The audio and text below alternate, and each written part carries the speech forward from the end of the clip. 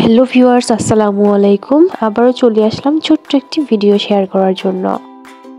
আজকের ভিডিওটি হলো বিকেলবেলাতে মা পিঠা বানাচ্ছিল, সেই ভিডিওটি শেয়ার করব। ঘুম থেকে উঠেই দেখি মা চিতই পিঠা বানাবে। তো চিতই পিঠা বানানোর জন্য চিতই পিঠার যে গোলাটা সেটা মা তৈরি করে নিয়েছিল। তো এটা আগে থেকে চালটা ব্লেন্ড করে নিয়েছিল, তারপরে এখানে সামান্য পরিমাণে লবণ অ্যাড করে দিল, আর যে পরিমাণে পানি দিতে হয় সে পানিও অ্যাড করে দিয়েছে। তবে মা এখানে কিন্তু গরম পানি অ্যাড করেছে, একদম ফুটন্ত গরম পানি না, হালকা কুসুম গরম পানিটা অ্যাড করলে হয় পিঠাটা সুন্দর হয়। আর যখন পিঠা বানাচ্ছিল তখন ছিল বৃষ্টির সিজন। বৃষ্টির সিজনে কিন্তু তাওয়া বা খোলা যাই বলি না কেন, লোহার তাওয়াগুলো যদি খুব ভালোভাবে শুকোতে না পারে তাহলে কিন্তু এরকম মরিচা ধরে যায়। তো মা একটি কাপড় দিয়ে তাওয়াটা খুব ভালোভাবে মুছে নিল। অনেকেই পিঠা ওঠানোর জন্য এখানে তেলও ব্রাশ করে, তো অনেকে চাইলে সেটাও করে নিতে পারে। তো মা কিন্তু তেল ব্রাশ করেনি, এমনিতে জাস্ট একটি কাপড় দিয়ে মুছে নিয়ে পিঠাগুলো দিয়ে দিচ্ছিল। এই পিঠা বানানোর এই খোলাটাকে আমরা মূলত খাজের খোলা বলে থাকি, যেহেতু এটা খাজ কাটা থাকে পিঠা বানানোর জন্য, সেহেতু আমরা এটাকে খাজের খোলা বলি। তো কোন এলাকায় কি বলে ডাকে এটাকে অবশ্যই কমেন্ট করে জানাবেন।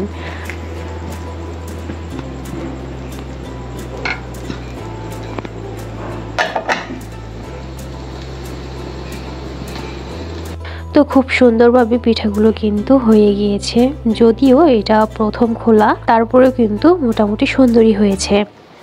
তো মা আমাকে প্রথম খোলাটা উঠিয়ে দিল খাওয়ার জন্য, পরে আবার আরও একটি খোলা দিচ্ছিল।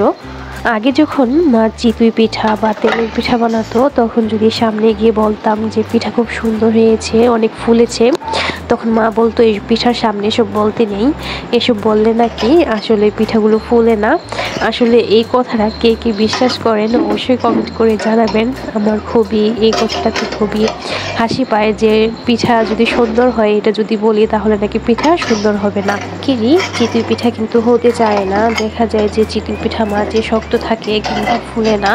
সেই ক্ষেত্রে কিন্তু চিতই পিঠা যখন কিনা গোলা করবেন তখন হালকা একটু কুসুম গরম পানি দিয়ে গোলাটা করার চেষ্টা করবেন। আর তারপরেও যদি একদমই না ফোলে তাহলে একটু বেকিং সোডা দিয়ে দিতে পারেন।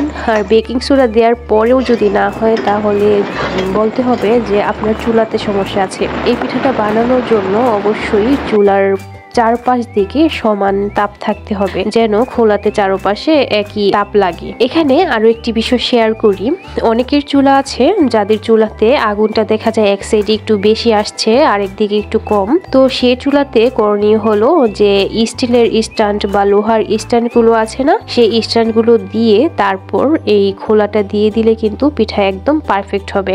আমরা গরম পাতিল টাতিল রাখার জন্য যে স্ট্যান্ডটা ব্যবহার করি না, সেই স্ট্যান্ডটা যদি চুলার উপরে দিয়ে খোলাটা বসিয়ে দেওয়া যায় তাহলে কিন্তু পিঠা একদম পারফেক্ট হবে। তিনটা জিনিসই মাথায় রাখতে হবে, এক হলো পিঠার গোলাটা খুব সুন্দরভাবে করে নিতে হবে, তারপরেও যদি না হয় তাহলে একটু বেকিং সোডা দিয়ে দিতে হবে, তারপরেও না হলে আপনার চুলাটাই ঠিক করে নিতে হবে। তো যাই হোক, চিতই পিঠা আমি কিন্তু খুব মজা করেই খেয়ে নিচ্ছি গরুর মাংস দিয়ে। গরুর মাংস ছাড়াও আমার শুটকি ভর্তা দিয়েও বেশ ভালোই লাগে।